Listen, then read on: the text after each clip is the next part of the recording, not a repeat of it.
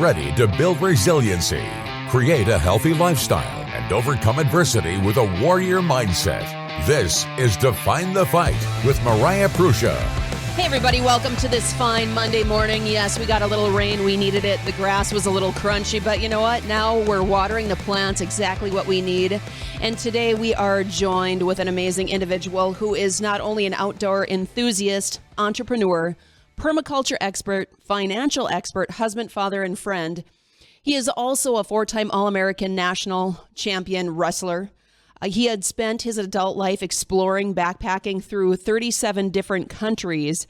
And I tell you what, he wanted to create at age 29. His goal was to start with being retired in 3 years. How many people are retired in their early 30s? Not many. Creating a billion-dollar mortgage company in 3 years, helping him to accomplish his life goal. He then shifted gears. You know, he went on the ocean, you guys. He lived in a boat on the ocean for a year, moving to Costa Rica to build eco villages where he discovered permaculture.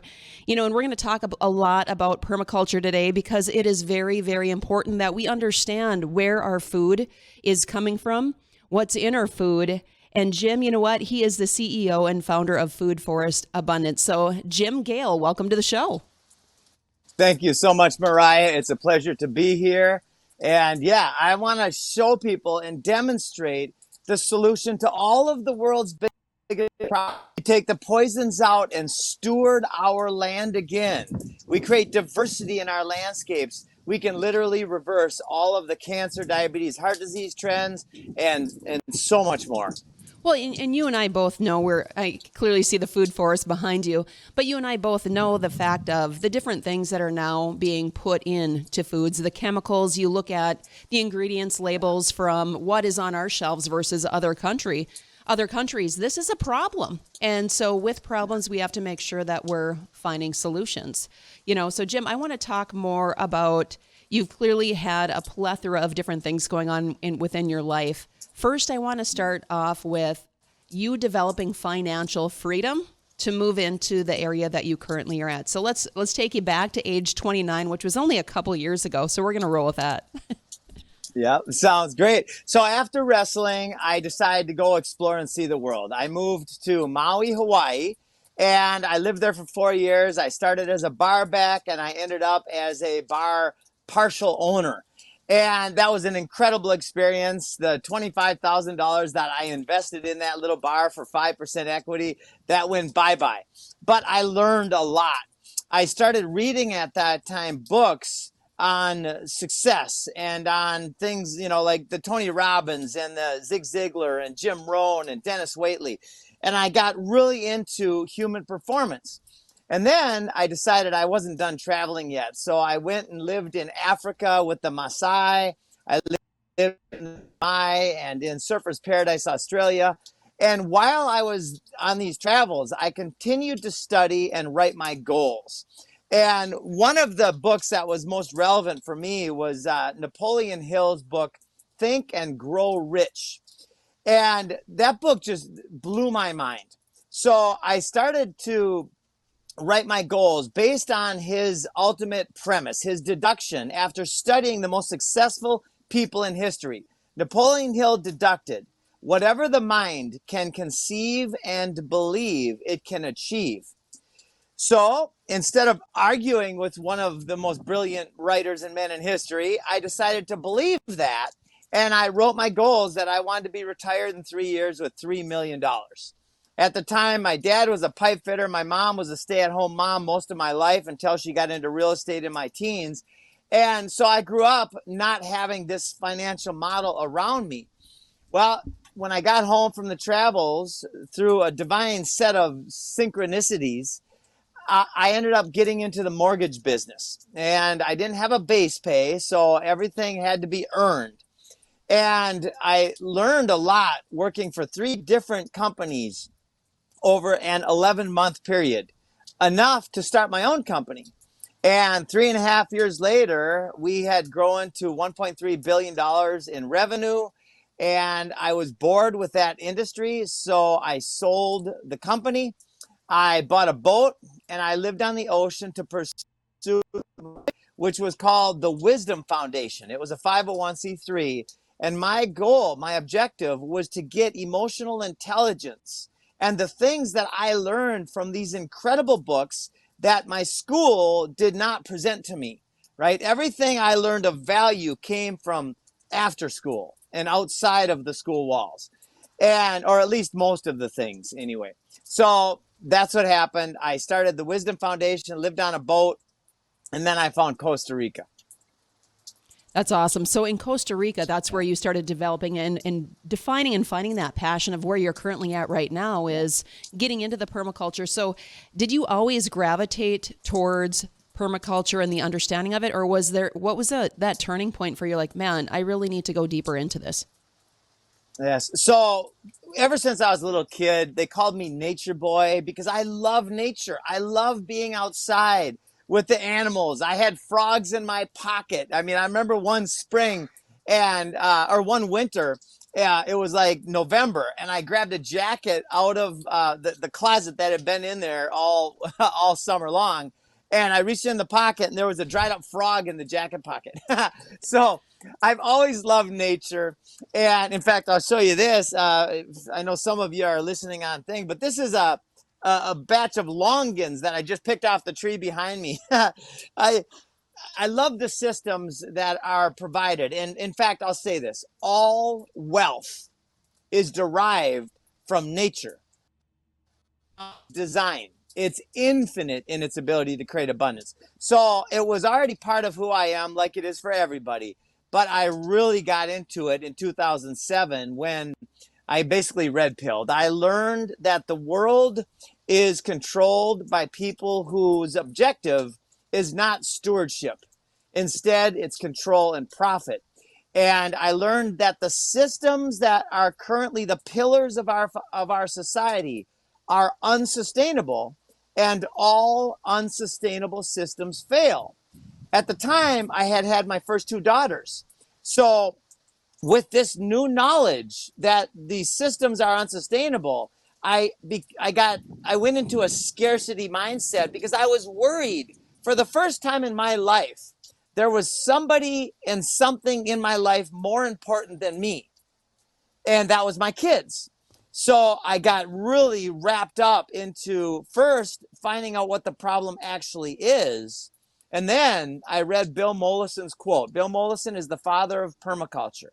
And his quote was, "Though the problems of our world are increasingly complex, the solutions remain embarrassingly simple." And I started to sob. And from that day forward, I've been focused on bringing the solution to the masses. And that's important because when we start looking at, and I know I've stated this stat before on the radio, is the fact of in 2020, 158 million children were labeled as obese, right? So now when we start looking at 2030, we're looking at an increase of up to 254 million children. So we're going from 20% level of obesity, and we're shifting that gear immensely, which is only six years away, to 60%. So clearly there is a problem when we're talking about solutions and scarcity. As we know, we can see that our food sources are now slowly being eliminated from chickens. All right, so they killed however many millions of chickens last month, and that's not to list, further down the road, in the past year, what has been eliminated from our food sources.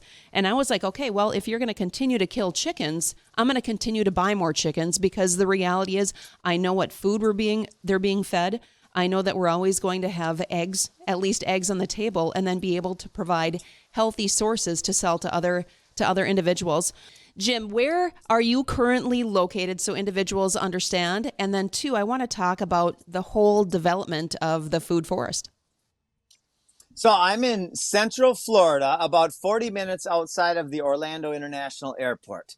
And yes, if you look around here, this right behind me is a 1 acre that was only put in the ground about 27 months ago.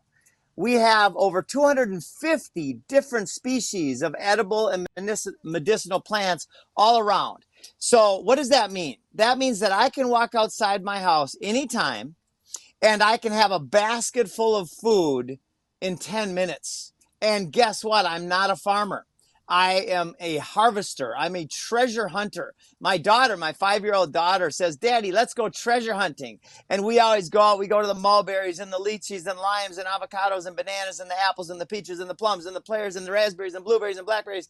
We go and just pick stuff, right? Of course, everything has its season. And with where you are, Mariah, a lot of people are saying, well, I can't do that where I live. Yes, you can. Right? That is the biggest psyop in history, is the belief that this Garden of Eden ideal is a utopic fantasy, when it's frankly the next logical step for humanity. The difference is, no, you can't have bananas or avocados, but you can have over 1,000 different varieties of edible and medicinal plants, even in Minnesota, where I'm from, in North Dakota, and all over that zone. Well, I'm going to beg to differ on avocados, because right now we are foraging seeds, and I've got 2 great avocado plants that are thriving right now. Clearly, they're not going to be outside in the wintertime, but I know they take a while to develop. So when we look at the food forest, you've got acres upon acres. What does a development look like? So I know that you go in and help individuals with their blueprint, the design, breaking it down with the environment on what is best. So let's go into your food forest. What did that development process look like? It started with design. So just like building a house, the first thing you do is you hire an architect, and the architect will design the house according to what your goals and needs are. Then it goes into the installation process, and then it's the stewardship process. So the design is based in the permaculture ethics and principles. And the ethics are so brilliant: earth care, people care, and future care. Now, future care also stands for reinvesting our surplus into earth care and people care. And when we adopt these simple and logical principles and ethics into our society, well, it won't take very long at all before everybody eats. Well, and we look at too, so I know BJ Penn stated this. He stated, like, why aren't cities growing fruit trees for individuals to pick? And, why aren't we putting different things, whether it's on the boulevards or on the side in the parks, so on and so forth. So if we look at the different problems that we currently have within our society, homelessness is one of them. So if we have a high rate of individuals who don't have shelter, who don't have food, why aren't we providing these different things of health? But then not only for homeless, we look at the fact of putting in the parks. You have families that are also playing there. How great would that be for them to be able to grab an apple, whatever that snack is, knowing that we're inputting health, and it still has the same beauty, except there actually is a return on what you're planting. Now, everything I know that you have in your food forest has a purpose. It's not just there for, the look. So when we look at what you have, I want to start back and circle. You're literally building from the soil up. So what does that look like for you, Jim? So we started here with a blank canvas of sand. It was Florida sugar sand. I had multiple people tell me it'll be 10 to 20 years before you can grow the type of food forest that you want to grow, because you have to build soil.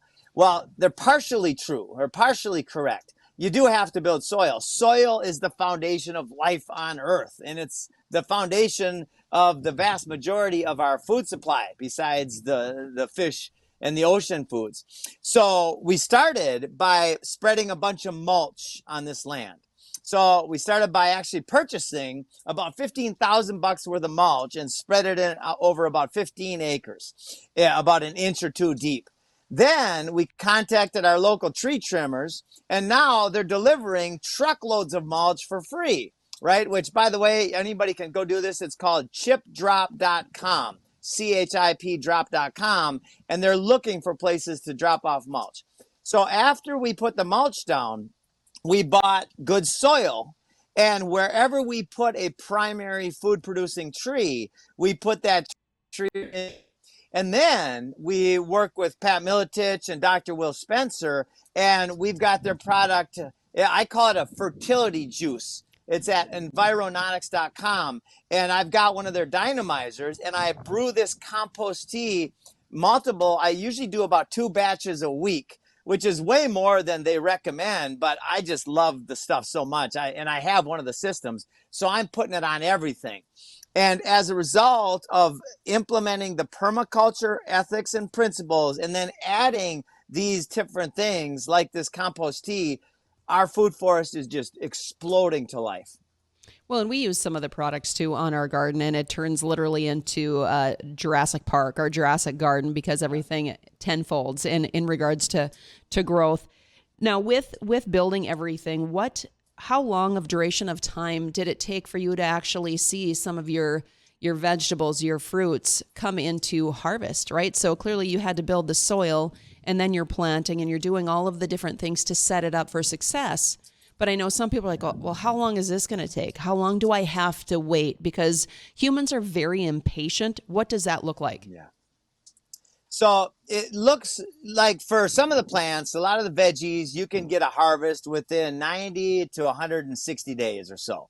But we are focused on the perennial edible landscapes. So what does that mean? The difference between an annual and a perennial. An annual is a crop that you plant, you harvest, you take the seeds, and then you replant those seeds for next year's harvest, next season's harvest.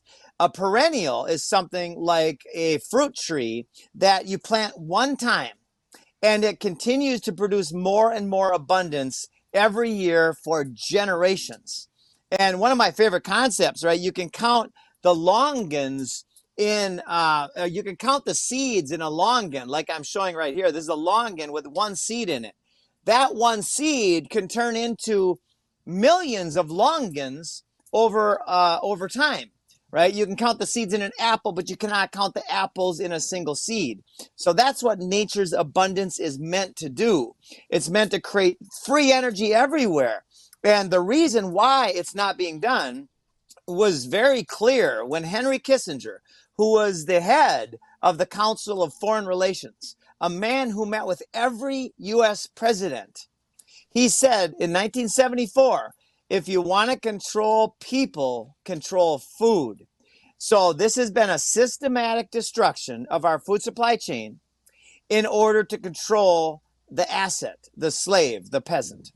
Well, when you look at the control of food, you also have to look at what are those adverse effects that start stemming, right? So, and I've stated this numerous times, I don't believe that the FDA should be one administration.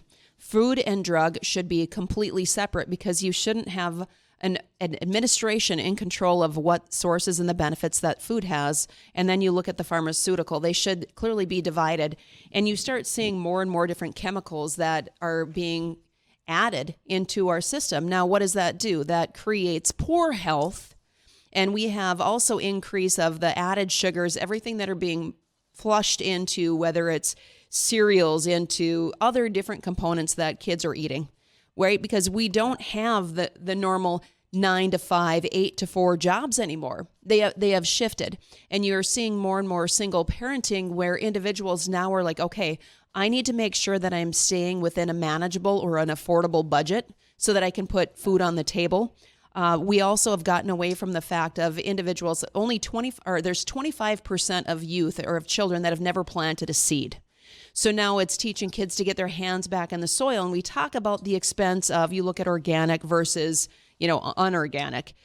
There's a huge difference. But at the same point, we're not talking about how cheap it is to get seeds, to forage seeds, and then to grow them. So right now we talk about the pandemic in regards to COVID. What about the pandemic when we're starting to look at health? Children back in my day or kids in my class, we maybe had one individual or two that might have been a little bit heavier, or when we're looking at attention deficit. Now it's trying to find kids or youth that don't have some type of anxiety, depression, so on and so forth, medication. And it's scary. It's scary to think that we are developing individuals to be dependent on pharmaceuticals when we have the opportunity to then flip the switch, grow food, and then, let's shift that dial into health and goodness versus reliant on something else. So what are some of the things that you named some of the fruits and vegetables that you're growing, but what are some of the benefits that you look for when you're planting the crop?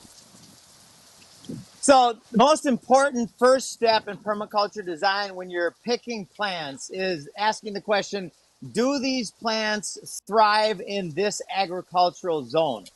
And that's really important. In fact, right now, I don't know if you can tell, but we're going through a tropical storm and the wind is whipping up. That's why my internet's down, so I'm using my phone signal. But look at that. Isn't that crazy? So matching the plants to the agricultural zone is step one.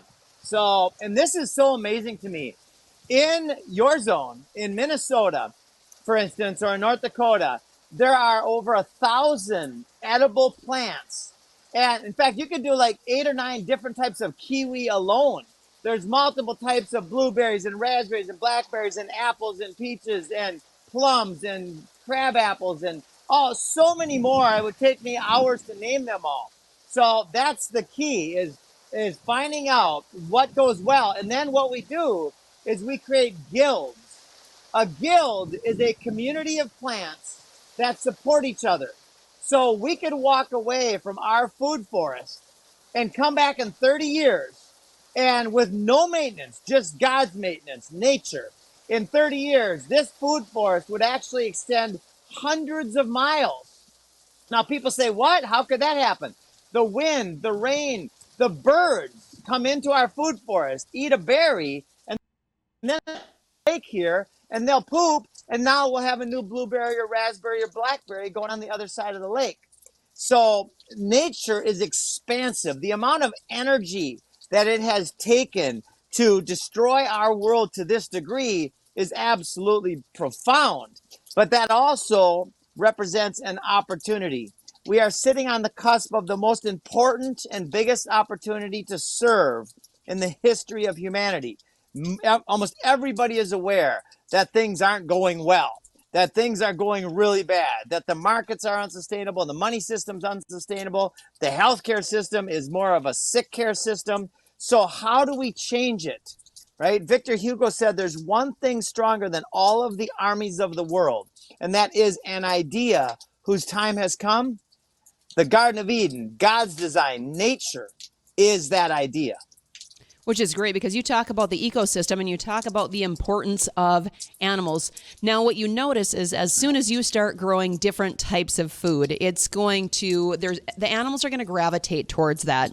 So what have you found some of the concerns, right? So when you start looking at some of the animals or insects that start coming there because they're like, wow, hey, we're literally in the Garden of Eden, and they start eating things. How do you start, I don't want to say control, but how do you manage that so that, okay, well, if there's an overabundance of this type of insect and it's killing the plant or eating it, what is the next type of animal that needs to come in to create that food chain effect where you're still getting benefits, but at the same point, not killing out the crop?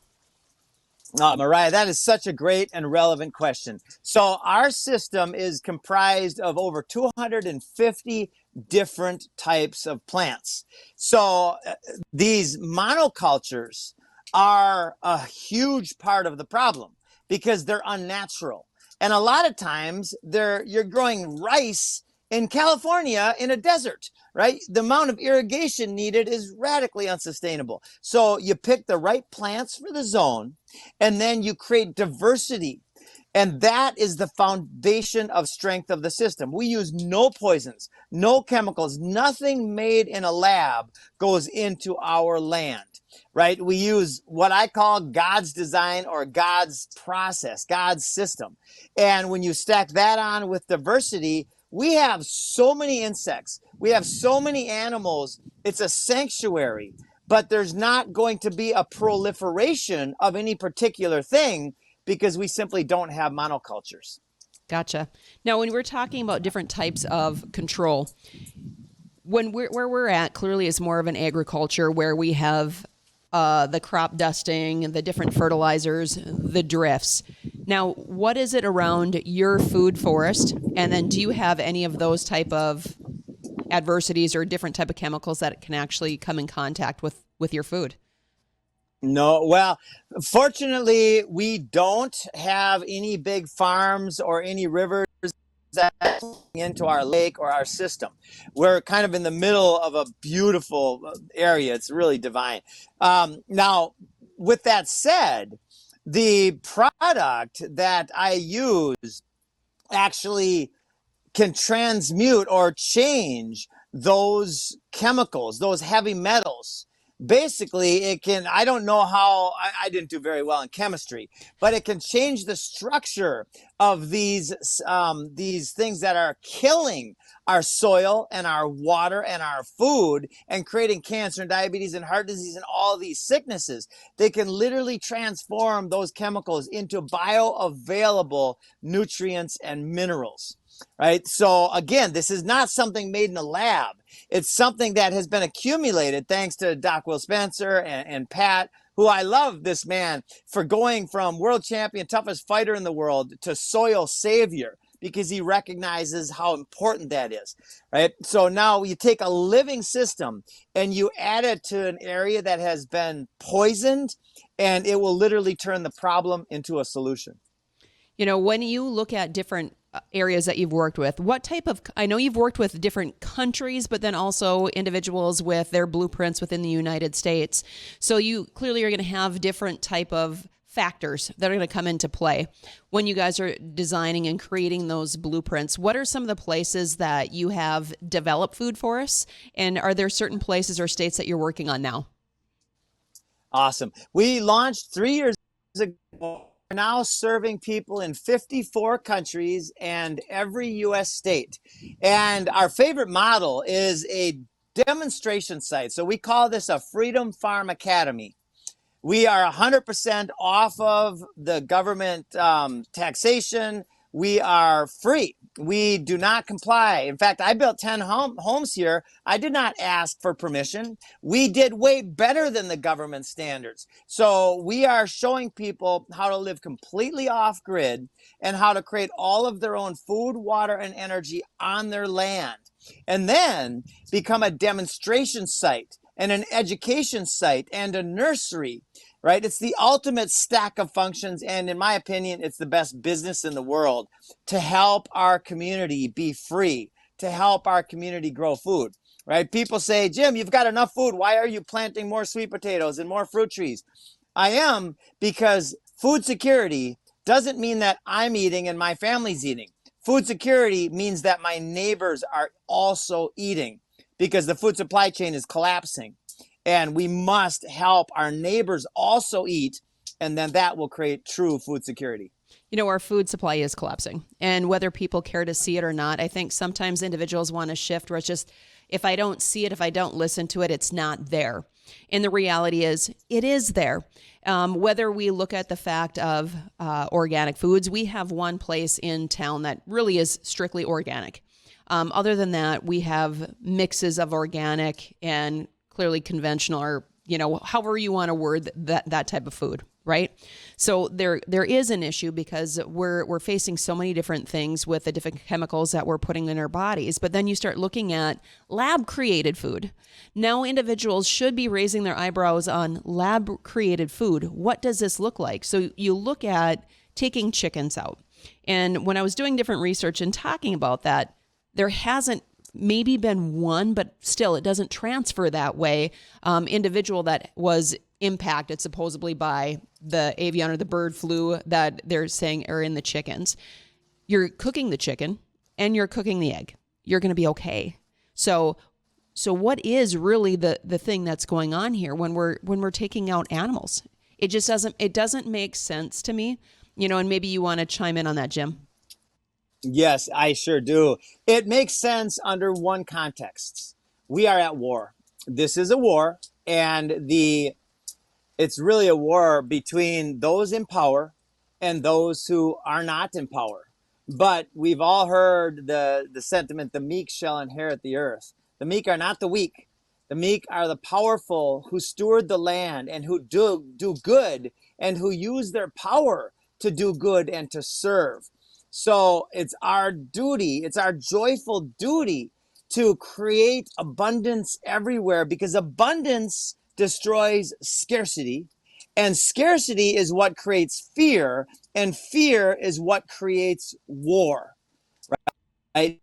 Develop abundance everywhere. We literally change all of the bad things that are going on. And the people in power don't want that. And this has been demonstrated throughout history. Attack the food supply chain and you control the people that need that food to survive. Well, don't bite the hand that feeds you. And, Jim, this is the first time we're going to actually take a call. We've got a caller who's calling in that has a question for you. So hold tight. James is going to batch him through, or her through. Hello? Yeah, go ahead. Jim is right here. So whenever you're ready for your question. Okay, so my thing is this. One thing that really disappoints me in this country is there's such a lack of interest, and maybe we're going to grow a little bit out for rejuvenative farming, which I think we're going to have to do, or else our soil won't be able to produce anything without dumping chemicals on. And secondly, the for-profit, absolutely ridiculous practice of we have to grow soybeans for everything. For what? So we can produce 9.5 billion pounds of Chinese pork. That's where all our soybeans go, and Brazil's too, to provide them with pork. So in the meantime, you're just wondering about we're a food supply that's dwindling. Well, where is all this product going? Well, it could be growing other things. It's going to produce soybeans for a few guys who are making a ton of money off of soybeans, and they're just, hey, harvest the crop, spray more chemicals on it, produce another crop. And that's it. I mean, the Chinese are not our friends. They're supposedly our enemies. So why are we doing this is what I want to know. That's all you, Jim. Yeah. Oh, my gosh. Thank you for that, pointing that out. Again, this is war. And that is not meant to scare anybody. It's just what's happening. We are suffering. Humanity is suffering. Local, regenerative, poison-free food, along with well-regulated security teams, also called militias, right? Where we create our own communities. And that's what we're doing here. In fact, I had a gal running for sheriff here the other day doing an event here. And here's how we're going to change Osceola County. Her, if she wins, and even if she doesn't, she's still in because it's a must, is we are going to get together with the governmente, right? Mind control. And these people are awake enough to know what's going on. So we're going to get together and we're going to work with everybody who wants to see health and wellness, everybody who's got kids especially and wants to see our kids live and thrive, right? So we're doing this on multiple, very strategic and tactical ways. We are helping to empower and inspire people and encourage people, right? Faith and courage is the foundation of freedom. Without that, well, that's the first thing to work on. So start by taking all the poisons out of our own homes and our own landscapes, and then planting a garden. You're going to want to start with annuals, add perennials. Annuals simply because we are in the midst of a very rapid collapse. It might be 2 weeks, might be 2 months. It probably won't be 2 years. So let's start with what we've got and create local poison-free food, and then share with our neighbors. And I'll give you one quick example. I gave a little sweet potato vine to a friend of mine 18 months ago. He came back to a barter and exchange event we had here with 100 pounds of sweet potatoes from that one little vine, plus 20 of his friends are now also growing sweet potatoes from that one vine. That's how powerful nature is. We don't have a lot of time left, but I know our listeners are really curious on different ways that they can connect with you, also learn more, and then recognize what is the smallest acreage, right? That an individual, yes, growing our own gardens, people can do a hydroponics indoors. They can do a variety of different things. So let's start small and move big, and then move into how they can connect with you. Wonderful. Thank you, Mariah. So in a closet, you could grow hundreds of pounds of potatoes or sweet potatoes per year. Start there. Start in any space that you have inside your house. Get some 5-gallon buckets if that's what you got. You don't have to spend a lot of money to do this. And then start networking. Your local community is either going to help you or they're going to be in chaos. as this system fails. So start networking with your local growers, your local farmers. Every one of your farmers who grows food without poisons, especially them, because they are aware. They're also waking up fast and they are in transition. They're starting to realize that there are much better products than the glyphosate and the Roundup, which they've already paid $11 billion in fines for causing death and destruction. Right? And just know this, BlackRock is not only the name, it is the intention. By their fruits you shall know them. So if you'd like our help, we would love to help. It's foodforestabundance.com.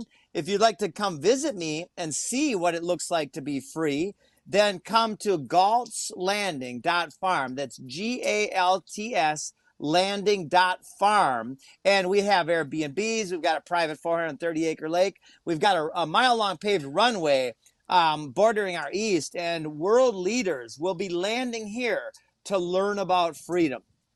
And that's what it's all about. If you're looking for freedom, I think a lot of individuals are putting so much faith in our government. And, government is there for certain reasons. I get that. But at the same point, it's not the same. We have to make sure that, if I saw somebody across the street that was a complete stranger, I'm not going to instill my trust in them. So I've never met some of the government leaders. So why would I be instilling so much trust in what their actions may or may not be? So the person that I'm going to trust the most clearly is my faith and my family. And I want to make sure too that I'm protecting them. And I know in our little neck of the woods in regards to North Dakota, we have different lists right now of what everyone is growing, what they have. So when you look at a bartering system, and this isn't to scare the heck out of everybody, this is just fact, is to make sure that we know where people are at pinpointing, and then those lists are all set into play. So Jim, again, individuals can check you out at foodforestabundance.com. And then can you repeat the Galt's Landing as well for them if they're interested in scoping out your forest? Absolutely. Galt's Landing, GALTS Landing, after John Galt from that book, Atlas Shrugged. And we have got books and TV shows and films and documentaries and all of these things coming, my friends. It's time to catalyze a shift in awareness that leads to mass adoption of the most logical way we could ever use our resources. And that's poison-free and growing food instead of lawns. Well, and the thing is, too, is we know that regenerative farming is coming. It is coming around the forefront. I listened to Gabe Brown briefly speak. He was in Moorhead, Minnesota, about the fact of certain companies come, I think 2035, are only going to be accepting food that is coming from regenerative farming. So make sure that you are on the cusp. Start now. Somebody has to tread, so one foot at a time. So I want to thank you so much, Jim, for sharing your knowledge and also sharing your passion again with us on the show today. Thank you so much, Mariah, for all that you do. Thank you, Pat. Thank you, Doc Will. Thank you, Earth Council, which the whole world will know about the Earth Council. Absolutely. So if you are looking to help in different ways with restoring our youth, mind, body, and spirit, please check out definethefight.org, where it's all about empowering youth to lead from within. Until next week, get out there and define your fight.